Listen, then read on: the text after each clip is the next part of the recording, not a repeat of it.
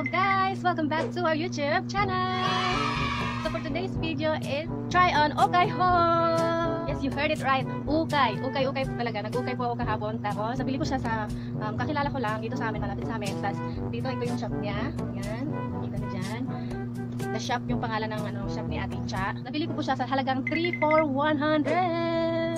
Yes, 3 for 100 lang po siya. Tapos ang gaganda na niya, maganda yung quality niya. Pero yung iba, medyo malaki talaga. Pero okay lang kasi may alter naman natin. So tips pala dyan sa mga momshies na katulad ko na yung bumibili ng mga, or gustong bumili ng ukay-ukay. Pag bumili po tayo ng ukay-ukay, so first thing natin gawin is, lalaban po natin agad pagdating natin sa bahay para hindi na siya pupuy halos sa ibang mga gamit o mga damit. Agad, ano muna, labhan ng maigit. Tapos downihan po natin para syempre, natanggal yung amoy amoy ukay. Alam mo yun? Kasi diba may amoy yung ukay?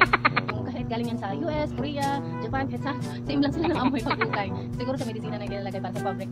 So yun. So para matanggal yung amoy, dapat lagyan ng downy. Tapos ibilad po natin sa araw. Yung mainit po talaga, maglaba po tayo ng yung mainit talaga. Para mabilad po talaga siya.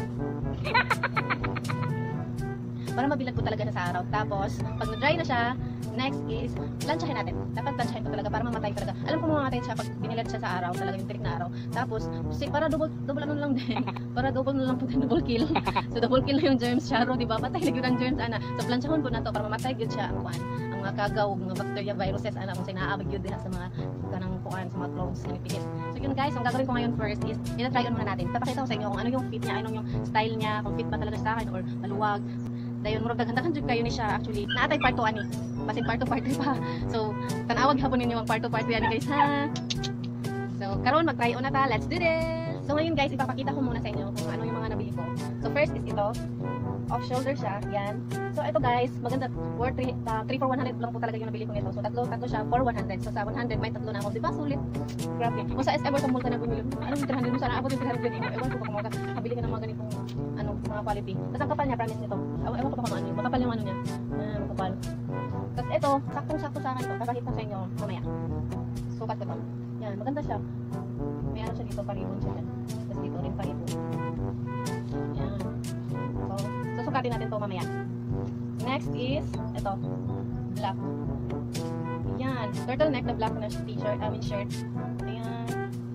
So, kita nyo naman, malaki siya kasi large ata yung size nito. Mamaya, susukatin ko para makita nyo. Yan. So, next ito. Color green din. Same sila ng fabric ng isa. Ewan ko anong tawag nito kasi ang ganda. Kaya ang bili ko naman, ang ganda ng masarap siya hawakan. Promise. Ewan ko kung nakalimutan ko kasi anong pangalan ng fabric ng ito.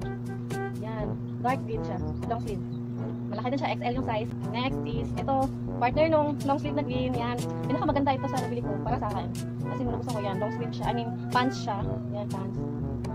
Yan, maganda. Ito, sakto sa akin. Sakto yung sa, dito sa bewang ko. Tapos ito. Same din yung fabric ng first, yung kalawa. Same din yung fabric ng nauna. Yan. Blazer siya. Yan. Ito, marami akong gagawin ko. Alter yung gagawin ko nito. Kasi tatanggalin ko yata yung... Basta marami akong gagawin nito. Next tayo. Next, ito. Yan. Same din yung fabric ng... Same din yung fabric niya. Yan. Ewan ko. Comment kayo kung ano yung fabric, anong tawag yung fabric nito. Kasi nakalimutan ko talaga, promise. Yan. Para siyang okay, tingnan nyo. Para siyang costume. Pero yung maganda kasi yung yung fabric niya. Kaya binili ko siya. Meron akong plano dito na maganda. Kasi gawin siyang off-shoulder na may raffle-raffle gito. Maganda siya sa ganyan.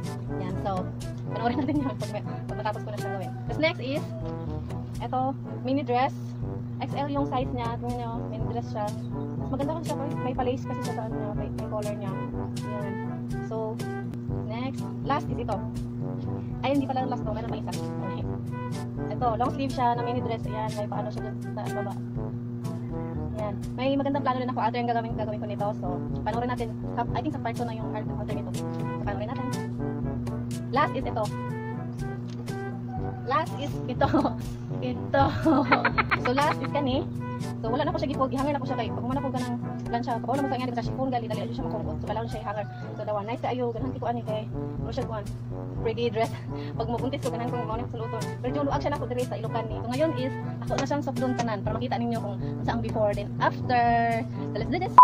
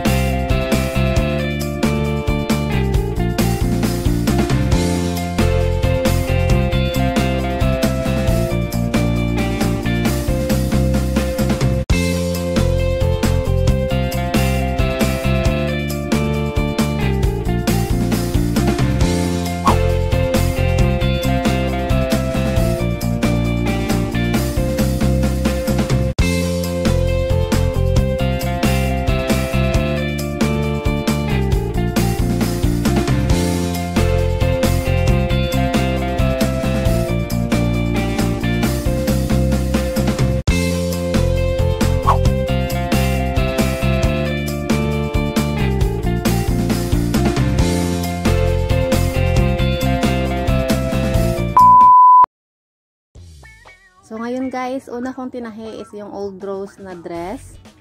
Simple lang yung ginawa ko dito guys. Tinahi ko lang yung gilid niya, yung sa may kilikili. Yan. So kung wala pala tayong sewing machine guys, pwede po tayo magkamay. Kasi nga easy lang yung gagawin natin. Tatahiin natin yung sa kilikili. So pwede lang kamayin guys.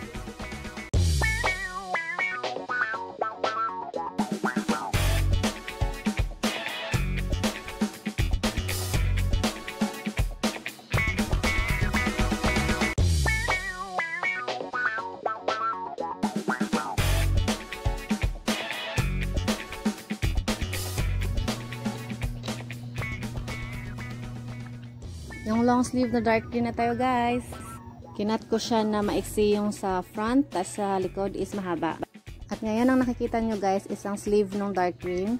Lalagyan ko siya ng garter sa loob. Kaya yan, bubutasan ko lang yung sa banda dyan. Tapos, gagamit tayo ng safety pin para sa garter. Para mapasok natin yung garter.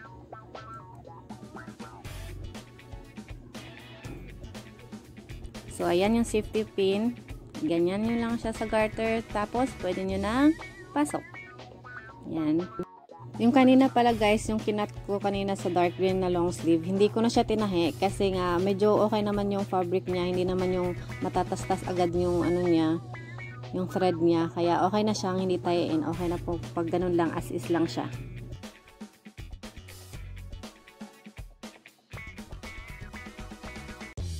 Pagkatapos ipasok yung garter guys, tahiin muna natin yung both ends ng garter. Pero pwede lang ding itali natin.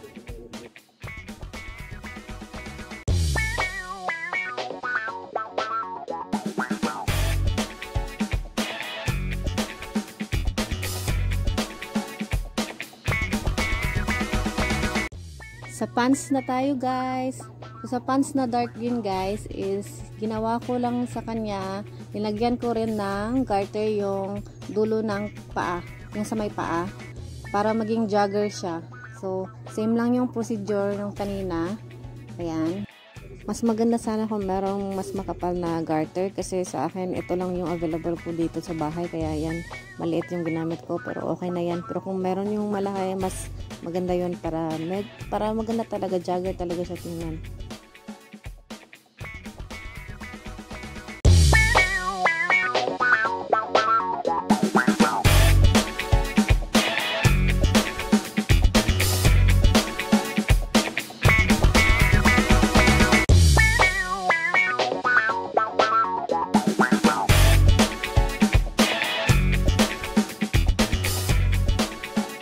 Ngayon, sa black na turtleneck na tayo guys. So, ang ginawa ko sa kanya is tinahi ko lang yung gilid, yung sa may kilikili hanggang sa may bewang. Ayan. Para maging fit siya sa akin. So, easy lang din yung gagawin natin dito. So, pwede lang din magkamay kung wala tayong sewing machine.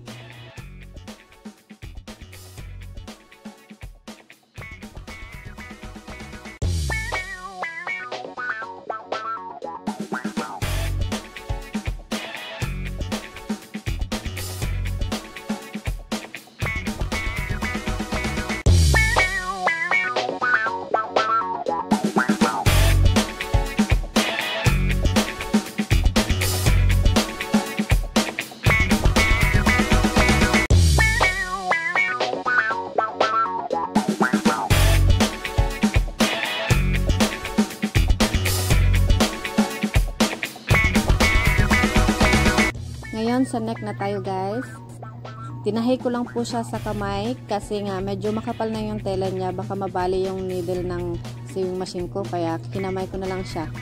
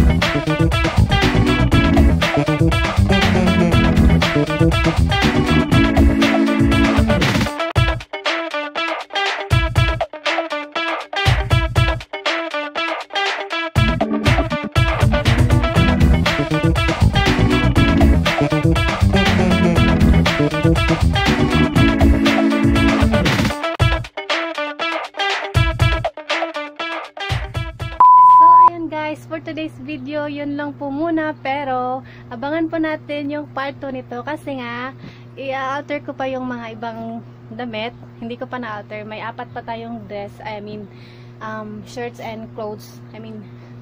So may 4 pa tayong mga clothes dito na kailangan nating i-alter. So may part 2 pa tayo dito, guys. Abangan nyo po. Thank you po sa panonood. God bless. God be all the glory. Bye-bye.